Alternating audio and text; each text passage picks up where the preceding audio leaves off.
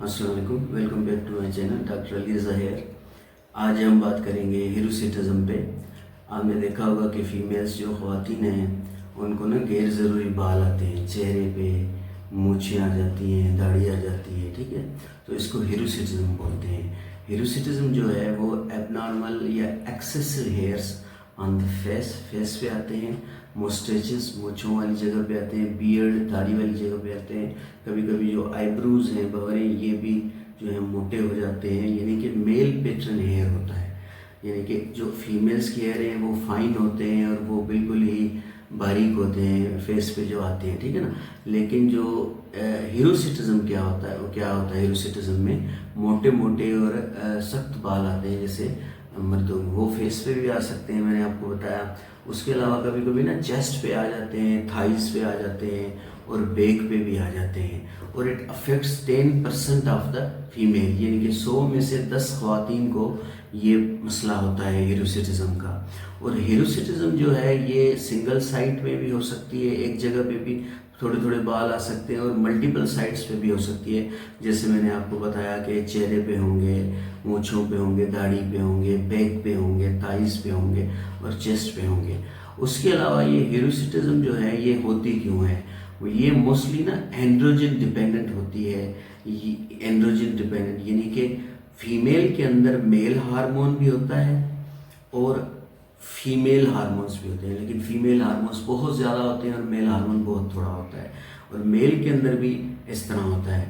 तो कभी कभी मेल हार्मोन अगर फीमेल के अंदर ज़्यादा हो जाए तो फिर गैर ज़रूरी बाल आना शुरू हो जाते हैं। या फिर क्या होता है कि जो हेयर फॉलिकल्स हैं वो सेंसिटिव हो जाते हैं एंड्रोजन से। उसमें क्या होता है कि एंड्रोजन अगर नॉर्मल भी हो फीमेल के अंदर, फिर भी गैर ज़रूरी बाल आना शुरू हो जाते हैं, लेकिन उसमें और अलामात नहीं होती। अब इसमें जो है वो हम इसकी डायग्नोसिस कैसे बनाते हैं, वो क्लिनिकल होती है और हम एग्जामिनेशन करते हैं। एग्जामिनेशन में हम ब्लड प्रेशर चेक करेंगे, पल्स चेक करेंगे, वाइटल्स चेक करेंगे, रेस्पिरेटरी, यानी कि जनरल फिजिकल एग्जामिनेशन करने के बाद हम 2-3 चीज़ें और देखेंगे, जैसे कि एकांथोसिस नाइग्रिकन्स देखेंगे। एकांथोसिस नाइग्रिकन्स क्या होता है, ये बैक जो है यहाँ पे नेक में, इसमें ना काले से धब्बे बन जाते हैं, काली स्किन, ब्लैक स्किन हो जाती है। ये एकांथोसिस नाइग्रिकन्स शो करती है इंसुलिन रेजिस्टेंस को, और insulin resistance type 2 diabetes mellitus में होती है, और उसके अलावा पॉलीसिस्टिक ओवरियन सिंड्रोम में भी होती है। इसके अलावा गैलेक्टोरिया, अब फीमेल जो है वो अगर नॉन लैक्टेटिंग मदर है, यानी कि उसकी शादी भी नहीं हुई, बच्चा भी नहीं है, और फिर भी उसको मिल्क डिस्चार्ज हो रहा है ब्रेस्ट से, तो ये एक डेंजर साइन काउंट होगी ना, गैलेक्टोरिया होता है। तो उसमें हम प्रोलैक्टिन लेवल कराएंगे, और अगर हाइपरप्रोलैक्टिनियमा आएगा तो हम पेशेंट को जो है वो रेफर कर देंगे। उसके अलावा स्ट्राई क्या होता है कि ऐसे ना लाइंस होती हैं पेट पे, ऐसे स्ट्राई इस तरह की लाइंस होती हैं, उनको स्ट्राई बोलते हैं। अब स्ट्राई जो है वो मोटापे ओबेसिटी में भी आ जाते हैं, प्रेग्नेंट लेडीज़ में भी आ जाते हैं, एकदम किसी का वेट ज़्यादा हो जाए या वेट कम हो जाए तो स्ट्राई आ जाती है।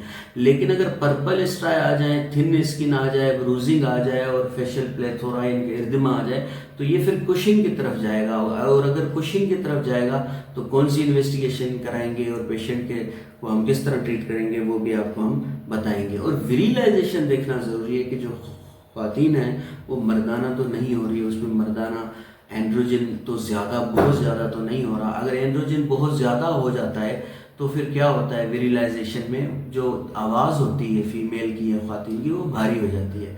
उसके अलावा आवाज़ भारी होगी, उसके अलावा क्लाइटोरस जो है वो बढ़ेगा, ब्रेस्ट जो है वो छोटे होंगे, और उसके अलावा एक्नी होंगे और मेल पैटर्न बाल्डनेस होगा। तो अगर विरिलाइजेशन की सिम्टम होगी तो फिर हम इसको थोड़ा सीरियस लेंगे और एंडोक्राइनोलॉजिस्ट को रेफर कर देंगे। अब मैंने जैसे आपको बताया इसकी जो डायग्नोसिस है वो क्लिनिकल है, ख्वातीन खुद ही आपको, फीमेल जो है आपको बताएगी कि मुझे ना गैर ज़रूरी बाल आ रहे हैं, ठीक। उसके अलावा अगर एक फीमेल है जिसको थोड़े बहुत गैर ज़रूरी बाल आ रहे हैं चेहरे पे, लेकिन सिंस द प्यूबर्टी काफ़ी टाइम से, और उसके अलावा उसके पीरियड्स जो है वो नॉर्मल हैं, ठीक है, और आपने कुछ इन्वेस्टिगेशन कराई और एग्जामिनेशन कराया वो बिल्कुल नॉर्मल है, फिर आप उसको रीएश्योर करेंगे और कुछ मेथड्स बताएंगे, ये कोई सीरियस मसला नहीं है जो है वो मैंने जैसे आपको बताया 10% ख्वातीन इससे अफेक्टेड होती हैं। लेकिन कुछ टेस्ट फिर भी हम करवाएंगे, जैसे थायराइड फंक्शन टेस्ट करवाएंगे, TSH T3 T4, उसके अलावा ग्लूकोज लेवल चेक करेंगे, लिपिड प्रोफाइल चेक करेंगे और उसका अल्ट्रासाउंड ज़रूर करेंगे उस फीमेल का।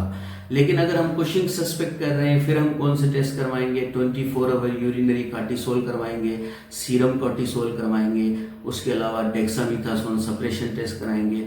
अगर हम मेंस्ट्रुअल डिसऑर्डर सस्पेक्ट कर रहे हैं फिर हम कौन से टेस्ट करवाएंगे, फिर हम फीमेल्स के हार्मोन्स करवाएंगे, जैसे कि ल्यूटिनाइजिंग हार्मोन है, फॉलिकल स्टिमुलेटिंग हार्मोन है, उनका हम रेशो चेक करेंगे। अगर ल्यूटिनाइजिंग हार्मोन और फॉलिकल स्टिमुलेटिंग हार्मोन का रेशो 3:1 से ज़्यादा आता है तो it will suggest the polycystic ovarian syndrome. उसके अलावा हम प्रोलैक्टिन लेवल चेक करेंगे, जैसे मैंने पहले आपको बताया, तो प्रोलैक्टिनोमा आ गया, पिट्यूटरी में ट्यूमर तो नहीं है, तो that is the serious condition. Testosterone level भी चेक करवा लेंगे, टेस्टोस्टेरोन लेवल PCOS में भी बढ़ जाते हैं, उसके अलावा एंड्रोजन सीक्रेटिंग ट्यूमर्स में भी बढ़ जाते हैं और late onset congenital adrenal hyperplasia में भी टेस्टोस्टेरोन बढ़ जाते हैं। तो उसके अलावा हम हिरोसिटिज्म की ट्रीटमेंट क्या करेंगे। अब हिरोसिटिज्म की ट्रीटमेंट में हमारे पास दो ऑप्शंस हैं। एक ऑप्शन है physical removal of the hair है। Physical removal of the hair में हम उसको मशवरा देंगे कि आप जो है ब्लीच कर लें।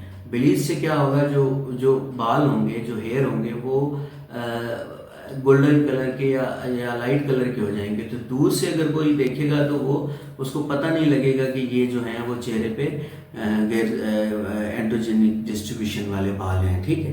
तो उसके अलावा शेविंग भी कर सकते हैं, लेकिन shaving is not a good method for a female at face, specially मुंह पे जो है। तो आप वैक्सिंग कर लें मुंह पे, उसके अलावा ब्लीच कर लें, उसके अलावा डिप्लेटिंग क्रीम होती हैं वो आप इस्तेमाल कर लें, और इलेक्ट्रिक हेयर रिमूवर होते हैं जो डर्माटोलॉजिस्ट करते हैं, इलेक्ट्रोलाइसिस करते हैं या थर्मोलाइसिस के हीट से जो है वो बाल की जड़ से जला देते हैं और वो फिर फील नहीं होते। उसके अलावा जो बेहतरीन ट्रीटमेंट है इसका वो लेज़र थेरापी है। अब लेज़र थेरापी जब शुरू में आया था ये लगता था कि ये परमानेंट इलाज है इसका, लेकिन लेज़र थेरापी में क्या होता है कि ये 1-2 साल 3 साल तक भी कभी कभी बाल नहीं आते, लेकिन दोबारा आना शुरू हो जाते हैं। मुर्ताज जो है जनरल प्रैक्टिस वो लिखता है कि 9 मंथ तक लेज़र के बाल नहीं आते, लेज़र थेरापी के बाद उसके बाद आ सकते हैं। उसके अलावा मेडिकल ट्रीटमेंट के पास फेनेस्टाइड नहीं देंगे, हम स्पाइरोनोलेक्टोन देंगे, 50 से 200 मिलीग्राम डेली देंगे और कम से कम 6 मंथ्स देंगे। उससे क्या होगा कि एक्सेसिव हेयर ग्रोथ जो है वो कम होना शुरू हो जाएगी और बाकी जो थोड़े बहुत बाल बचे हैं उनको फिर आप उखाड़ सकते हैं। उसके अलावा कभी कभी हमें स्पाइरोनोलेक्टोन के साथ जो है वो ओरल कंट्रासेप्टिव पिल्स भी ऐड करने पड़ते हैं, जिसमें साइप्रोटिनोन हो, उसके अलावा ड्रोस्पिरिनोन हो। साइप्रोटिनोन और इथेनॉल एस्ट्राडायोल आता है डाइन 35 में, एक नॉट में, सिप्रोडायोल में, और उसके अलावा जो है ड्रोस्पिरिनोन जो है वो याज में आता है, यास्मीन में आता है। उसके अलावा एक क्रीम है, पता नहीं अवेलेबल है पाकिस्तान में कि नहीं है, वो हेयर रिमूवल क्रीम कंटेंट्स इफ्लोरोनिथिन जो है वो बेस्ट है इसमें। अब हिरोसिटिज्म के पेशेंट को हमने रेफर कब करना है, जब अर्ली रिसेंट ऑनसेट हो, यकदम बाल आ जाएं और उसकी एज भी ना हो और ज़्यादा आ जाएं तो आपको पता भी ना लग रहा हो खास, तो आप रेफर करेंगे गायनोकोलॉजिस्ट या एंडोक्राइनोलॉजिस्ट को। उसके अलावा एबनॉर्मल टेस्ट लेवल आ जाएं, प्रोलैक्टिन बहुत ज़्यादा आ जाएं और कार्टिसोल लेवल बहुत ज़्यादा आ जाए तो आप एंडोक्राइनोलॉजिस्ट को रेफर कर देंगे। उसके अलावा गैलेक्टोरिया आ जाए, विरिलिज्म आ जाए, मेंस्ट्रुअल डिस्टर्बेंस आ जाए, इनफर्टिलिटी हो, पेशेंट हो, उसको हिरोसिटिज्म हो, शादी भी हो गई, बच्चा भी नहीं हो रहा काफ़ी टाइम से, तो आप रेफर कर देंगे। और पेल्विक मास हो, जब आप अल्ट्रासाउंड करेंगे, अल्ट्रासाउंड पे आपको पेल्विक मास नज़र आता है तो आप फ़ौरन जो है वो रेफर कर देंगे। तो आज के लिए इतना ही हिरोसिटिज्म है, अगली दफ़ा आप किसी और वीडियो में साथ